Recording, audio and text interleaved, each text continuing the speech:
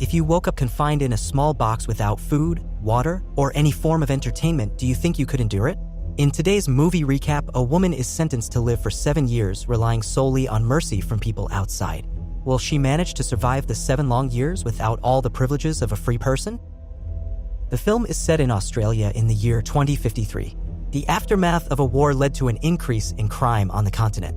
To alleviate the burden on prisons, the government introduces the box system where inmates serve their sentences in solitary confinement.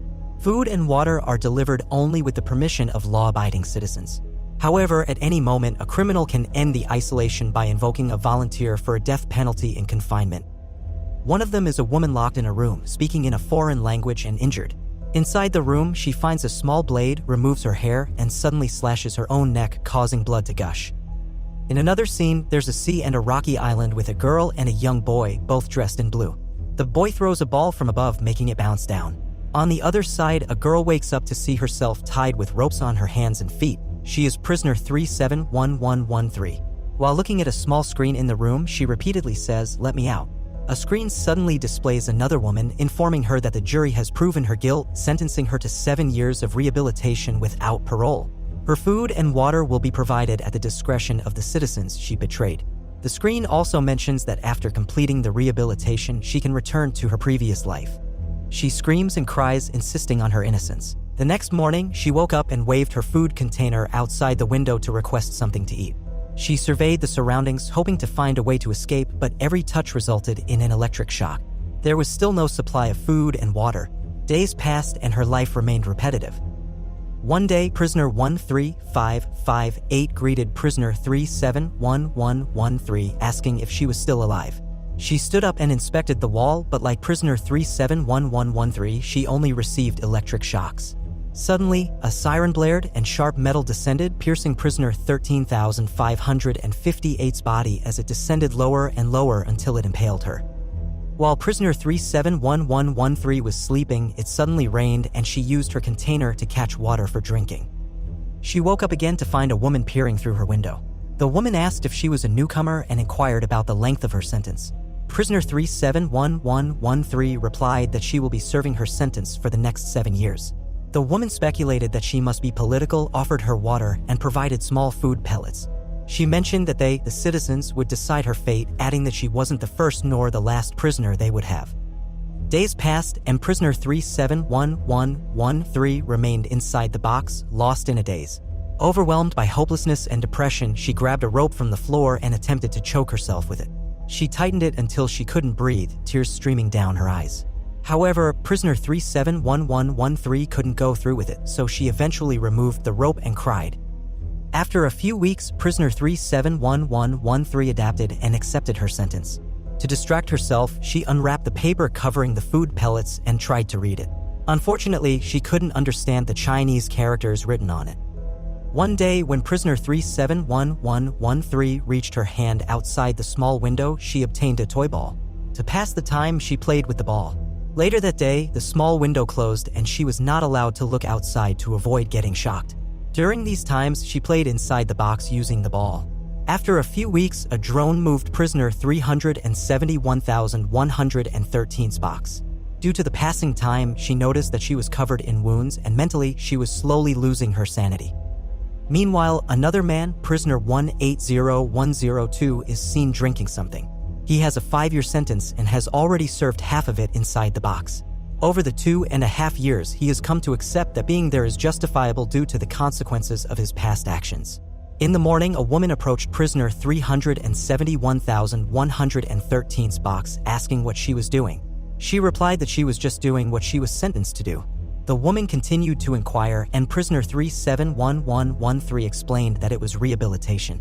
The woman remarked that it seemed like she was happy, prompting the prisoner to express that she seemed not to understand her situation. The woman engaged in conversation, and after a while, she approached the small window. After long months without care and socialization, the woman held her hand and recited lines from Shakespeare's book. She then offered the book to prisoner 371113, but she declined as it went against regulations. Before leaving, the woman handed her a bag with food pellets and bid farewell, promising to return.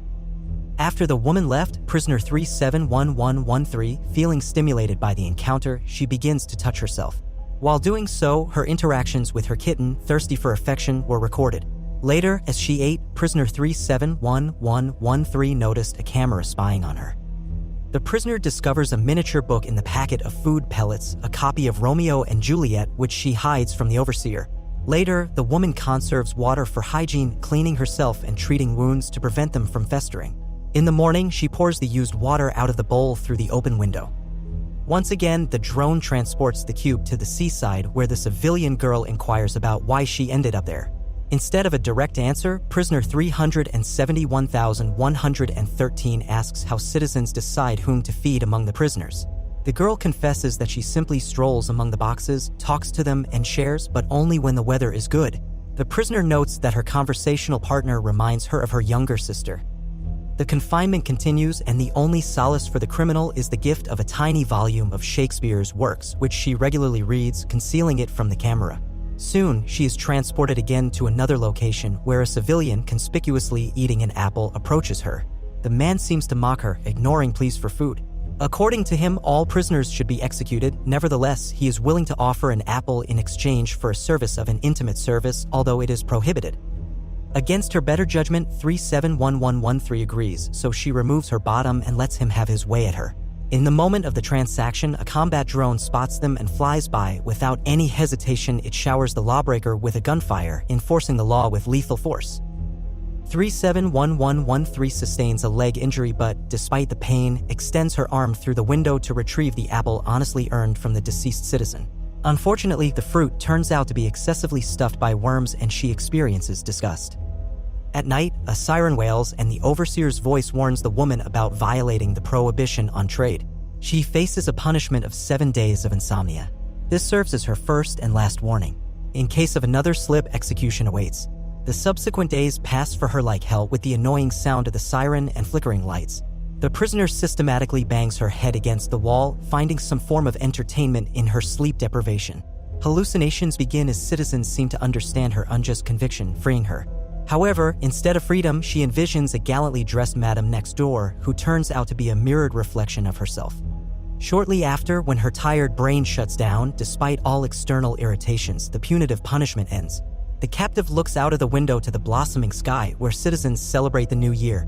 In honor of this unique event, an amnesty is declared for prisoners in isolation boxes, excluding those politically convicted. However, 371,113 continues to serve her sentence, attempting to chew the provided food. She hears a crunch, discovering a broken tooth. Later, her attention is drawn to an elderly woman outside. The woman systematically taps on the metal of the cube with a razor blade. The old lady recounts serving 15 years in a similar institution, and the experience turned her into a strong but unpleasant person. She tosses the prisoner an old rusty blade, which she immediately tries on her wrist. Once again, 371,113 finds herself in the forest inside the cube, where she is discovered by a Shakespeare enthusiast who, mistaking her for a fellow admirer, which brings the woman joy. They exchange water and quotes before parting ways. After some time, due to the swelling of the prisoner's stomach, it becomes evident that the apple exchange had caused her pregnancy. While the waves crash on the shore with the rumbling of an approaching storm, a citizen approaches the cube at night, expressing a desire to save the captive. However, the overseers, detecting interference, threaten to execute 371113 immediately unless the source is eliminated. When the compassionate citizen departs, the alarm subsides. However, during the day, a man looks into the window, noticing the girl's pregnancy. He seems to be not in the right mind by the way he acts. He then suggests to burn her cube as a form of mercy. The woman refuses, continuing her miserable existence. She notices that one of the bolts on the ceiling is poorly secured and manages to pull it out. One day, prisoner 371,113's child is to be born. She endures the pain of childbearing and eventually manages to deliver her baby. After a long period of time, she experiences happiness as she holds her child. Upon realizing that there is an extra person in the chamber, the overseers release gas, triggering an alarm. Under the source of gas, the newly minted mother falls asleep. When she regains consciousness, the baby is gone. She frantically searches the chamber, crying and screaming to have her child returned, but as usual, her pleas go unanswered. At some point, the cube opens to the waves. Slowly, the water begins to fill it. The woman tries to block the opening with her hands to prevent flooding. At a certain moment, she extends her hand out of the window when the curfew hour arrives and the shutters close, breaking her arm. With 999 days remaining, her appetites are now less demanding, and she no longer hesitates to catch the rainwater that occasionally seeps into the chamber. The chamber gets soaked and the woman shivers from the cold. Eventually, the surveillance system gets broken and it perceives her presence as interference, considering it a violation of the confinement conditions. Authorities from outside warn that if the interference is not immediately eliminated, she will be eliminated. The countdown starts. While the girl is drowning in the chamber, a flashback begins, showing how she ended up in this situation. A drone transporting her cube was struck by lightning, causing it to drop its cargo in the wrong location. Of course, nobody bothered to correct the mistake. Everything was automated. In the next scene, citizens peacefully stroll along the daytime coastline, noticing a prison cube in the waters nearby with prisoner 371,113 lying washed by the waves. Ignoring her, the children walk away and the movie ends.